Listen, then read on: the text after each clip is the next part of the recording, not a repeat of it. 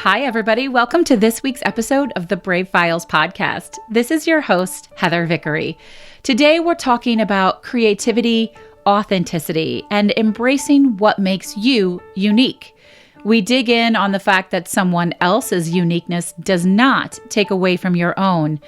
In fact, we can and we do enhance one another's uniqueness.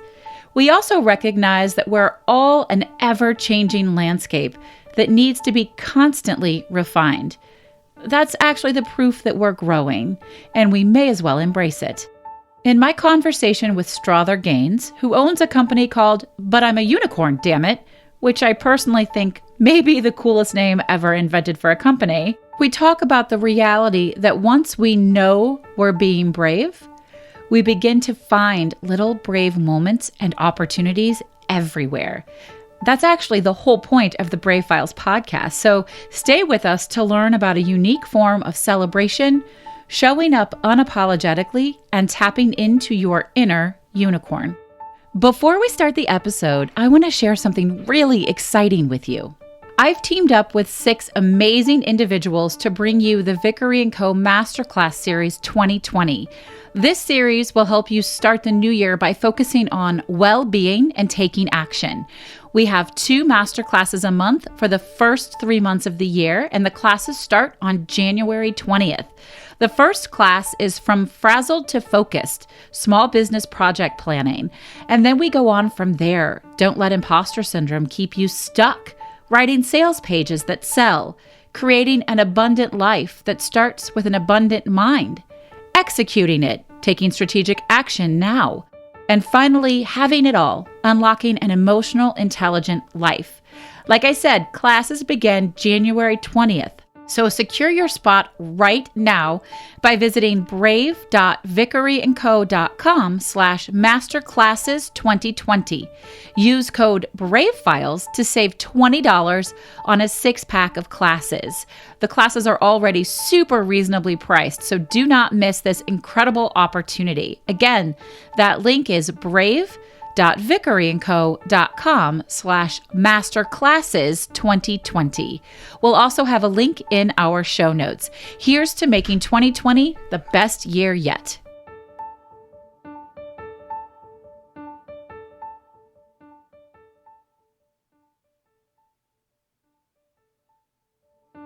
This is Heather Vickery, and you're listening to The Brave Files, stories from people living courageously.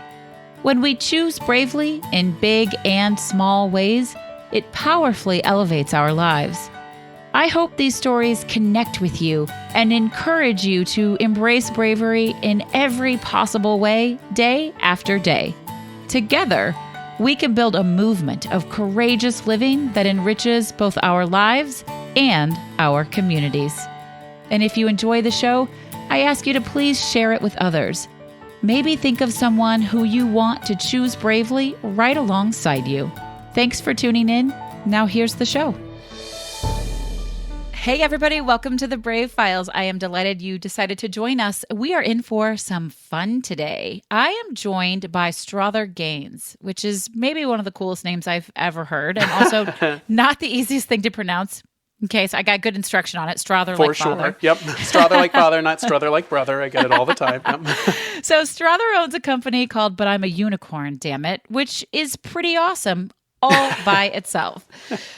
He grew up in a super rural Kentucky town as a gay kid, and since he's done an awful lot of work to be independent and authentically himself, and he's building a community and self-identified family, which is something that lots of us have to do. He believes strongly that being radically and authentically yourself is the most impactful way of showing up, and I could not agree more. Hooray! Strother works with lawyers who just want to dance, programmers who wish they were potters, and undercover yogi CFOs to integrate their professional life with their authentic creative self. And even more cool than all of that is he's also the producing artistic director for DC's only immersive theater company called TBD Immersive. And I am a theater fan. You all know that. So I want to dig in with that as well. Strother, welcome to the show. Oh my gosh, thanks for having me, Heather. Super excited. I'm excited too. And we got connected by our good friend, Rhodes Perry. Remember Rhodes? Rhodes was on the show. The Out Entrepreneur was that episode. It's a great one. I love me some Rhodes. So shout out Rhodes. Hopefully you're listening. What up, Rhodes? All right. Wow. So Strother, that's a big intro. You're big. You're a big personality. You got a lot going on. Definitely. It's sometimes it's a lot to keep up with, but it's never a boring day for sure. And that can't be bad. Can you take us back just a little bit and tell us about life growing up, just very briefly, just to give us an understanding of sort of how you ended up where you are? Yeah, for sure. So I grew up in a rural Kentucky town, Harlan County. Harlan County. I was going to ask because my family is from Monticello, Kentucky. Oh, yeah. Okay. So Harlan County is the southeastern corner. It borders Tennessee and Virginia. Okay. There is an Oscar award-winning documentary called Harlan County, USA about the coal mining wars and sort of how difficult life was in Harlan. Justified is set there. There's a song called "You'll Never Leave Harlan Alive." So thankfully you did. I know it's whew, dodge that bullet. But there's not a ton of positive association right now, in particular for people who are members of other communities. So people of color, queer people, anyone who is outside of the norm in the rural South. That is a fairly tried and true story of that can be very difficult. So it's a itsy bitsy town. I think my graduating class in high school was 63. Wow. Which was one of the largest classes in 12 years, I believe. So itty bitty tiny town. Anytime I'm in a small town, I'm in rural Maine right now working on some writing and driving through towns that people would be like, oh my gosh, it's so small. I'm like, what a bustling metropolis this place is. There's a Target and a gym. I can't believe it. So it's an interesting place to grow up queer, and there's a lot of challenges that come from it. And I think so much of my work has revolved around, a lot of the struggle associated with that. And authenticity is something that you hide very intensely when you're a member of another community, and sometimes for safety reasons. So I can never shame anyone who's not out, because oftentimes that's a safety concern. Like, will I be physically safe? Will I be accepted? All of the types of things that come along with that. So I think most queer people, and I obviously can't speak for everyone, but that's a huge part of all of our journeys, is overcoming that messaging. And it never goes away. I'm a member of a mastermind group, and it's a great group, and I love the group. And if anyone is listening, I love you all, and you're wonderful. But right before we joined, one of the people in the group used to be a pastor, and as soon as I hear that, I go, what's going to happen? And I immediately sent a private message to the facilitator, and I said, wait, hold up. Am I safe in this group? To which he was like, yeah, dude, I wouldn't put you in a group you're not safe in. And of course I should know that, but we don't know that. Yeah, it's. I think it's one of the. I find myself anytime I'm around someone that I've never met, and depending on who they are, I'll either over accentuate to just make sure they know like they are safe with me, because I know sometimes a woman can see me and be like, oh, he's bald head, beard, bulky dude, like who knows? And I'm just like, I love your dress. And I think that we become so attuned to expectations for people, and you never know how people are going to respond. You can see someone that you think is going to be a total safe harbor for you, and they say something like horribly racist as you're talking, and you're like, oh no. I suppose that's why it's so important as an ally of any kind, is to clearly make it obvious up front. I am a safe person. I always say there are no safe places, just safe people. And if you're a safe person, tell them. Make sure they know. It helps so much to say, I traditionally would drop things in like, oh, my boyfriend, my partner, my husband, those types of things come out just to test those waters and see if there's a reaction. Yeah. I've actually here in Maine, Maine is an interesting state. I have such a huge state crush on it right now. So anyone in Maine, I love your place. I love Maine. I love it also. I'm loving it. But one of the things I found is in Maine, they're sort of aggressively friendly about the queer thing, where like if they see the rainbow flag or if they see you hugging someone or kissing someone, you can see people be like, I like that. You are doing a good thing and I support it. And I'm like, thank you, Carol, for letting me know that I'm in a good place right now. But I joke about that, but it's so helpful and refreshing to see, oh, that person who just saw me kiss him is not upset about it. I'm not unsafe. We shouldn't drive the car away. So it's a fun sort of shift in perspective when people are like, I aggressively support you. Supporting. Yeah. So you didn't feel that when you were growing up? No, correct. And I know more things than the listeners do. So how old were you when you came out, and how did your family take it? Sure. So sort of a staggered coming out, which I think is fairly common in Southern families. First came out to friends and close friends and family in undergrad. So I'm a sophomore, junior in college when that's starting to come out. A lot of that sort of the personal journey of, am I? I don't know. I don't want to say this and then go back on it later, even though it was definitely really clear from like 7th grade is where my first conceptualization was of like, oh, you're different. This is what you're feeling. These are, hide that, pray that away. All of the things that get kind of associated there. But as far as physically coming out to my mother after I was in a relationship where I was moving to be with my partner at the time, and there was no reason to move to Boston. I was leaving a great job in a city that I loved, doing theater, doing things that I loved for nothing except for a partnership. Yeah. So I had to explain that. And so that was 2 years after finishing undergrad was the first familial conversation. And that was, the thing that always stuck out with me there. My mom has been on a journey through all of that, but the piece that was really difficult as a kid is, she said, it feels like a piece of you died.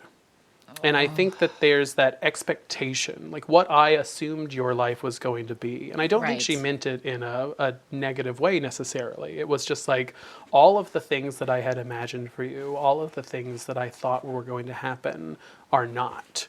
And now, in fact, I'm really worried because her only conceptualization of the queer community at the time, which is, when you don't have a lot of examples in the personal space, you go to the public space. So it's drag queens, leather daddies, HIV, all of the sort of things that are scary to a small town mother. Now the white picket fence with my wife and 2 kids and our dog is replaced with like feather boas, leather, back rooms, HIV, like all of the things that are terrifying to that mom. So I understand the sentiment, but woof, when you hear that as a kid, you're like, oh. Yeah. No, I feel you on all of that. So in the short version, because I have a feeling we could talk about this for a very long time. For sure. How do you sort of go from that? And you said you kind of knew in 7th grade, but you didn't fully start coming out until you were in college. So really you were an adult, a young adult, but an adult by then. And in fairly rapid succession, I think you sort of took that and decided to live this big, authentic life, which is gorgeous and beautiful. You are a unicorn, as are we all, and build a business around it. So tell us a little bit about that. It's an interesting, I think that I find this with, and I hate to keep harping on like other communities, but it's a huge part of my focus right now. When you're told constantly that something is wrong with you, whether it be your sexuality, your gender, your race, your class, your socioeconomic standing, and when something is continually told like this is wrong, it means that you are some type of standout. And a standout can be good and it can be bad. And one of the things that I latched on to, I ran a networking event for a while called Network Under 40, excuse me. And I found that people... I'm too old for that. Oh, I know. Well, I'm aging out. So one of the things that I found is people will connect or repel to authenticity. Like when you show up and you're like, this is who I am, this is what I've got, this is what you're dealing with, people will be either immediately drawn to it or they'll say, that's not for me. And for the longest time, I think you're fighting to get the largest market share of people to like you. Yeah. And as I got older, I found that like having these relationships that were a 5 out of 10 weren't really not serving. Worth it. It's not worth it. So like, why not lead with the thing that's going to potentially repel someone, because then it saves you all that time. So if you're like, this is how I feel, I'm queer and I do drag sometimes, and here's how I do this and this, all those things that could potentially throw someone off the horse. I'd rather you get thrown off the horse now than in 2 years from now when I'm like, oh, I've spent all this time with you and now I'm finding this stuff out. So it's been this process of elimination in so many ways where it's like, I'd rather someone look at me and say, not for me. And I can do that by being as loudly, authentically me as I can be. Yes. Yes, yes, yes, yes, yes. I love it. And so you, and I love this because I do this as well in a different way than you do it, but you work with corporate folks to get in touch with the parts of them that's not so corporate-y and sort of making that less unusual in a corporate setting. Yeah, it's sort of that spoiler alert, we're all still people kind of thing. Right? But people like to pretend that that's not the case in corporate America. Totally true. And that you get the admonition of leave your emotions at the door or don't bring yourself here. I was literally just on a call and I will not say with who, but like I was just on a call and a woman said that she had been told to stop being so emotional and don't put as many smiley faces in her email and all these sort of things. And there's a difference between compromising who you are and being responsible for your audience.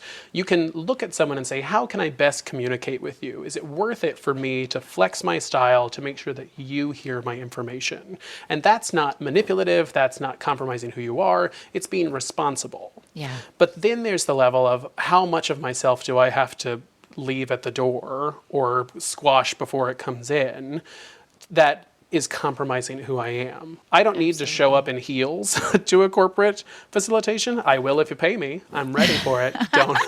Don't threaten me with a good time, corporate America. But that's not me being inauthentic. That's me just saying you won't receive the information because all you'll focus on is that. I have stuff to give you and I can give it to you in this way. What's digestible for you and what is going to just turn the message off. And it's up to you as the individual to decide where your marker is. Because what I'm comfortable with may be very different from what someone else is comfortable with. Absolutely. Well, and there's so much skill in teaching people to recognize what their boundaries are, what they're comfortable with, and then how to do something about it, how to communicate it. Setting boundaries with one of the most impactful and also difficult tasks you can take on as an entrepreneur. It's anybody who follows my work knows that boundaries are, I literally say this in every public speaking engagement, my favorite topic in the entire world. So they change everything. So I feel you on that. So which came first for you? You do the theater as well, and I want to dig in on that. Did coaching come before theater, or did you start the theater first? So I majored in dramatic arts in undergrad. So I had been doing theater professionally as soon as I graduated, I went and worked for a children's theater in California. I directed a musical in Boston. I went on tour in the Pacific Northwest. I did all sorts of professional theater, both education and production, direction, performance for quite some time. And then, like many theater professionals, get to a point where you go, oh God, DC's really expensive and theater does not pay my bills. What else am I going to do? Right. And so, my career, one of the questions that you sometimes ask is how did you get rooted in your life's purpose? And I'm like, I don't know what that is because I do so many different things all the time. But you do, because all of it boils down to that authentic step up. For sure. And I find that that's so interesting that when you stop making it about the thing you're doing and more about how you're showing up, then it gets a little easier for us sort of multi-potentialites or multi-hyphenates who are out there in the world doing all sorts of different things. What's the unifying? Absolutely. So theater came first, for sure. That creative side has always been a huge piece of me. And then the sort of creature comfort side of me was like, how do I make this into something else? And I tried all sorts of different things. Elizabeth Gilbert has a phrase, one of the most resonant talks I've ever seen, where she talked about jackhammer careers versus hummingbird careers.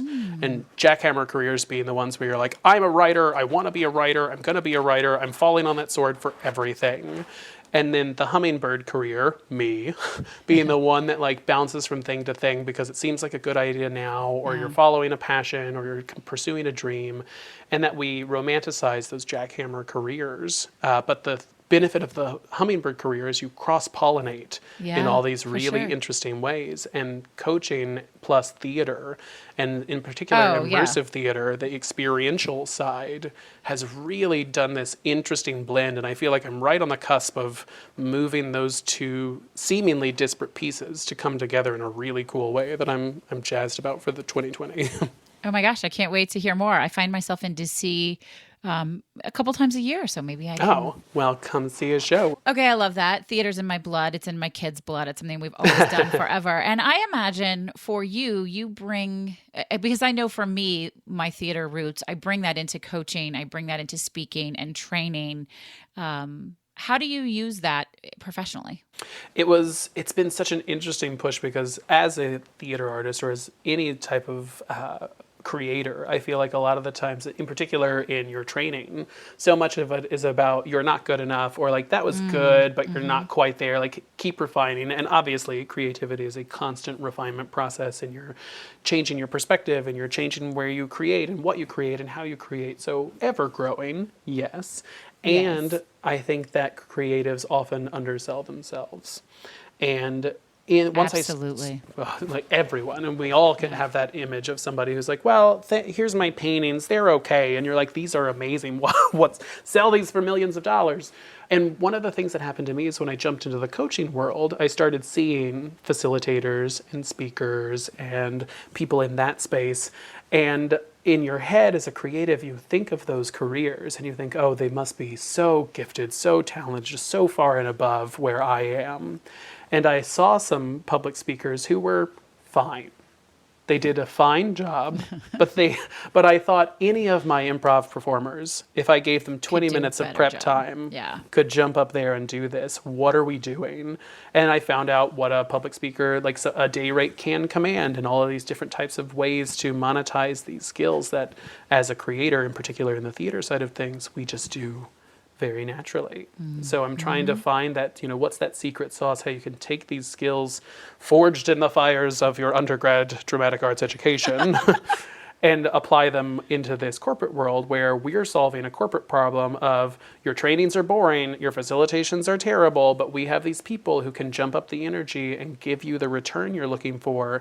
And the problem you're solving for us is your day rate pays what I make in a 3-month tour Right. on this show. Yeah. So why don't we solve both of our problems, guys? Let's do that. I love that. I think that's great. As you've done this work and really stepped authentically into everything, and just we're soul connected here, encouraging everyone else to step up authentically. What's been the biggest struggle? As much of a big talk as I talk about that sort of self-selection process, it's still when somebody looks at you and goes, I don't like that. Even when you're super confident in who you are and you've done all of this work and you're emotionally intelligent and you're elevated and all of those things are true, it's still really difficult. And I think, you oftentimes lose people that you thought were going to be around for a long time when you step into that side of things. When you say, I don't like that, are we talking about you? Yeah. I like your it's sexuality, that personality. Your personality. Kind of all of the above. Yeah. Okay. That sucks. Nobody likes that. Right. There's it's the crab metaphor or something where if you put a bunch of crabs in a bucket and one tries to escape, they'll all try and pull the crab back down into the bucket rather than helping it out. Yeah. And so it's that idea of, well, why did you get to be out loud and proud of who you are when all of us have all these problems too? Like, no, don't do that. Whether it's queer, whether it's personality, whether it's, there's even leaving Harlan. And in the South, there's always that saying of you're getting too big for your britches. Mm-hmm. And which is bullshit, right, by the way. Which I'd like to tell everyone, total bullshit. You are not too big for your britches. You're just stepping into something bigger. It's not cocky. It's not. It's confident. And people like confidence. Yes, but it challenges people who are not confident. Yeah. And so it does get easier as you sort of become more comfortable with who you are, but it still never feels good when you get like feedback and they're like, he was just too much. There was too much this, too much that, too much whatever. I had one person ask if, I thought, asking someone that had worked with me, well, he's great, but do you think he'd be able to tone it down? Oh, hell no. And you're like, like that, the asking of that feels so... What do you say to that?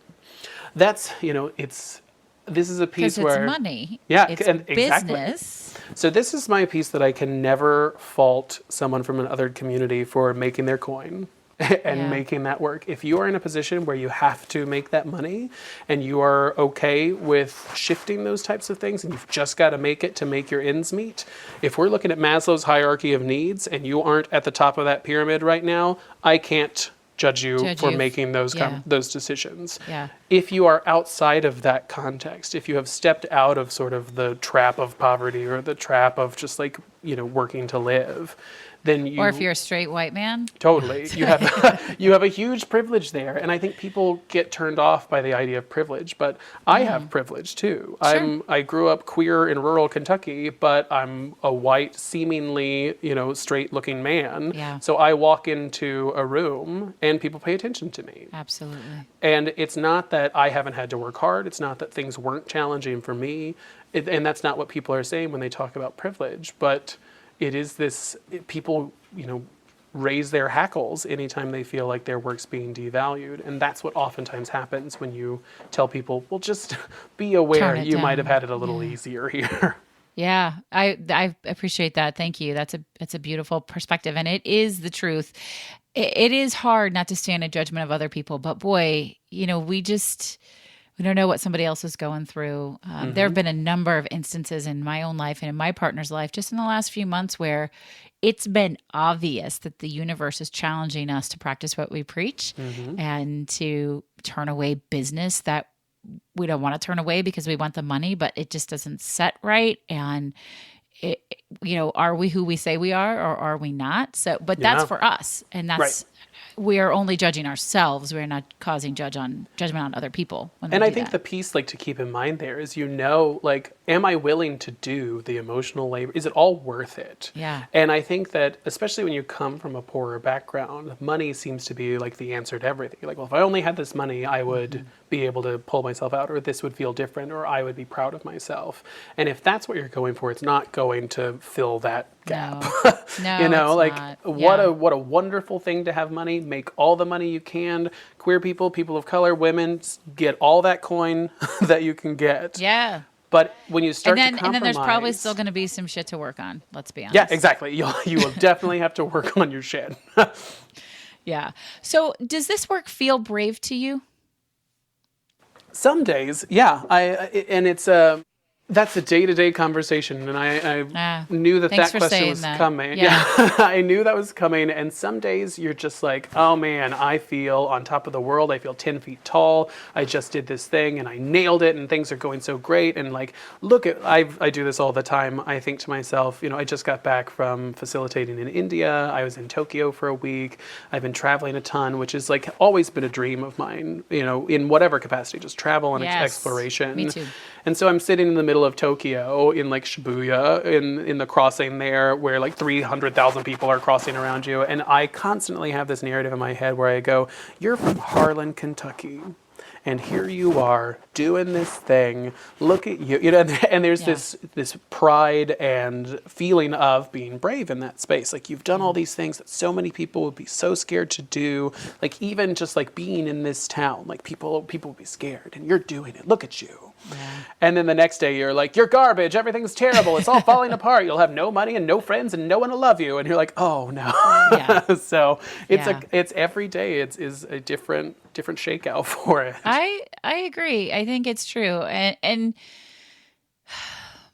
the power about bravery for me, and it's one of the motivations for doing this show, is that once we know we're capable, we can find little brave crevices everywhere, and we can knowingly go, I'm going to step into this. Yeah. This is a weird metaphor for it, but I used it just the other day. I hated Bloody Marys until about 5 years ago.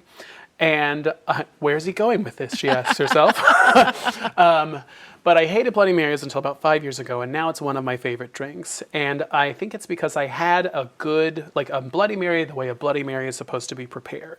And my mouth got to say, that's what we're going for? That's what how I felt about coming out. Yeah. No, you're had a good Bloody Mary or a good coming out. Both of them, same thing. Yeah. Just saying. But it is. That's it. TMI maybe. But the first time I was kissed by a woman, I was oh yeah, oh, that's what that's supposed to be. And with bravery, you can do that too. You're like, oh, that's how that feels? Yes. Ooh, I like that. I love that. That's a beautiful metaphor. Thank you for that. I appreciate it. I would love to know, actually really love to know. I always enjoy asking this question, but I'm extra excited to ask you, how do you celebrate both big things, little things, personal things, business things? It's so hard, actually. This is one of the things that I don't do super well, and I'm just starting to get better. And I think I was thinking about this question, and I was like, how are you going to? Because, I used to be a massage therapist, so he loves a good spa day. So does she. So those are obvious self-care treats or like splurges, the treat yourself sort of thing. But like, do I do them all the time? Not as much as I told people they should do as a massage therapist. I was like, make sure you come once a month. Mine is like come once a week. I was like, who's paying your bills? Right. Yeah. No, I'm like, you trading me? What are we going to do? Yes. To be fair, he does. So yeah, like, exactly. So I want those things and I try and do those things. But the thing that's actually started to work. So I mentioned I was in Maine right now, and it was coming off of basically I sublet my place about 3 months ago. I've been out of DC, kind of on the road, traveling a lot lately. And what I'm starting to recognize is that the way that I work is in sprints and exhales. And so I like to do tons and tons of intense work, which I think is a symptom of my theater background, where it's like you've got a show coming up, that show opens on this day, you're going to slam that work in, and then when it's done, you can take a deep breath. And acknowledging that that's how I work, as opposed to trying to force the sort of like work from 9 to 6 and do these types of things. Yeah. So I'm in Bailey Island, Maine right now, which is I'm looking at the water. I'm looking at lobster buoys right now that are out float. Ugh, it's beautiful. And I built in some time here in Maine, knowing I was going to be coming off of a crazy, and it was just as crazy as I thought it'd be, period of work. So putting that exhale, putting that time to recover, and acknowledging that my ideal work scenario is very different from lots of people's work scenarios, and that's okay, and here's how you're going to build around it, has been my biggest celebration of success and developing that side of me. I couldn't love that more. I'm so glad you shared that. Y'all, pausing is celebration. Ugh.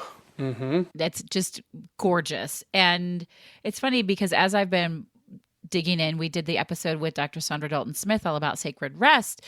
And as I've been figuring out how to bring sacred rest into my life, I have discovered that I need more intentional pause. I find it in the margins, but I need to plan for it. When I'm structuring my year and I'm doing my vision and setting out my goal plans and all of that, there needs to be pause built in.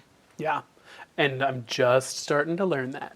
Good for you. The other thing is that I really value that you shared, it's okay to work the way you work. As long as you know what it is and you build around it, you don't have to just be wrong. You don't have to try something somebody else's way. My favorite example of that is my own coach. Hi, Aaron. I don't know if he's listening. Hi, Aaron. I love you. He's so amazing. Years ago, I would always complain, and my whole life, I'm a procrastinator. And Aaron said, what if it wasn't that? What if instead of saying you're a procrastinator, you simply said, I do my best work at the last minute, and you let that be okay, and you planned to do your work at the last minute? That was life-changing for me. Mm-hmm. So I do my best work at the last minute. You're speaking my language, yeah. But I no longer bullshit myself. I don't set it up 2 weeks early and then put it off and feel bad that I'm not doing it. I set it for right when I need to do it, and I get my shit done. Yep. I'm going to make a plan, and I'm going to do an Excel sheet beforehand. And I'm going to do all... No, you're not. Liar. That's not how you work. Yeah. So I'm 100% right there with you. You get to be honest with yourself. I love that. Strother, what is your favorite charitable organization to support? I love, so obviously support queer organizations is my easy answer. All of them, do it. All of them, everything. Throw us your money. But there's an organization in DC called Smile that works with young queer youth, and they do some really excellent work supporting the community, helping the youth, because that's... Man, all of the climate change stuff that's going on right now, and what is you can tell me because I've gotten it wrong. Is it Generation Alpha is what they're starting to call the kids? Don't know. Listeners, tell us. 312-646-0205. Call me and tell me what the newest generation, these really young kids like Greta. Yes, yeah. Oh, just chills. And it's like, y'all are handling this shit for us, and you shouldn't have to because you're kids, but you're going to grow up where you're just like, I'm a powerful person because they're like on the main stage. They're doing these huge things, and the youth are how it's going to change. And it's always a generational piece. And there's the two directions you can take that as well. Let's wait for that one to die, or let's work on this one to make sure that they're overpowered. And I think that Smile's doing a lot of work in that world. I love that. So listeners, do me a favor, as I ask you every week, go learn more about the organization. We'll link to them in the show notes. If you have something to give, time, money, if you're local, and I know we have some DC listeners. What up, DC? What up? Otherwise, share it. Like their Facebook page or their Instagram post, and let other people know about the work that they're doing. Our only hope is to come together as a community and do better as a community. So let's do that. Let's do it. Strother, will you share your 3 words with us one last time? Authentic queer unicorn. Okay, let's just do unicorn here for a minute. And it's a fun word, but tell folks why that's a word you identify with. Unicorn, so the whole company name, But I'm a Unicorn, Damn It, kind of spilled out of my mouth with no planning, as you and I are. I was on a call with my coach at the time, and I was like, maybe it's But I'm a Unicorn, Damn It. And she was like, I like it. And that was the story. Like, I wish there was like a beautiful story behind it. I love it. It is a beautiful story. But what it has come to mean for me is, I'm an elder millennial. I was born in 83, so... Oh, you're a baby. I'm a baby. But I'm right on that cusp of where people usually assign that millennial delineation, and for better or for worse, millennials have been told, like, you can be whatever you want to be. Like, you're special, true. You're unique. Yeah. And I think that that's true. Everyone is. Everyone is, not just millennials. Yeah. Everyone. It's not a zero-sum game. Your uniqueness, your whatever it is that makes you special doesn't take away from my special. I shouldn't be worried about you being special because I'm a different type of special. Right. And so we get told that all the time, but a lot of times you get out into the professional world or the real world, quote unquote, and things are hard. And you've been told you're special for such a long time. You're like, but I'm the special one, but I'm a unicorn, damn it. Why are things not going the way I want them to go? And a lot of times that's just dealing with all of the stuff that you've got in your past, the thought processes that are holding you back, not putting enough structure in place, putting too much structure in place, whatever your unique flavor of self-sabotage or not putting the right structural components in place, whatever you need, like, you've got to figure it out.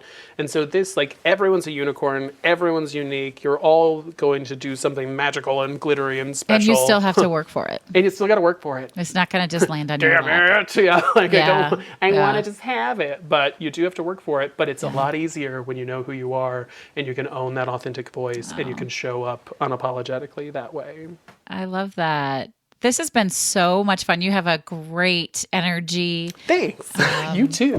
Thanks. Yeah. I'm hoping there are opportunities for us to get to do some stuff together in person. That would be a lot of fun. Come see a show. I'm going to do it. Yeah. Folks, what your gifts are. I mean, I don't know what gifts your takeaway gifts will be from this episode, but you are the only one uniquely qualified to be you. And we want you to go out and do that. Go out and be unapologetically and boldly yourself. No one else is suited for that job. I would love to know how you're stepping out into your life in brave and authentic ways. So again, give me a call, 312-646-0205, and tell us, how are you doing this? How are you stepping out into the world as your big, beautiful unicorn self? And also, what do you think of the show? I always welcome all of that feedback. Strother, thank you so very much for being here with us today. Oh, my pleasure. Thank you so much for having me. That was super fun. It is. It's super fun. All right, folks, if you love the show, and we really hope you love the show, help us out by becoming a supporter on Patreon. We cannot do big, amazing, wonderful things without the support of listeners like you. So head on over to patreon.com/bravefiles, learn all about the different options, and join our Brave community. Head over there right now, patreon.com/thebravefiles. This is Heather Vickery reminding you today and every single day to go out and choose bravely. Today's show is brought to you by Audible. Audible is offering our listeners a free audiobook with a 30-day trial membership. Just go to audibletrial.com/thebravefiles and browse their unmatched selection of audio programs. Download a title of your choice for free and start listening. It's that simple. Just head to audiotrial.com/thebravefiles.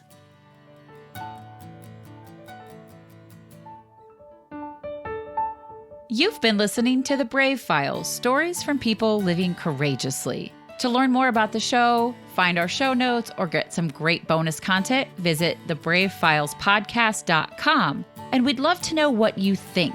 You can give us a call at 312-646-0205.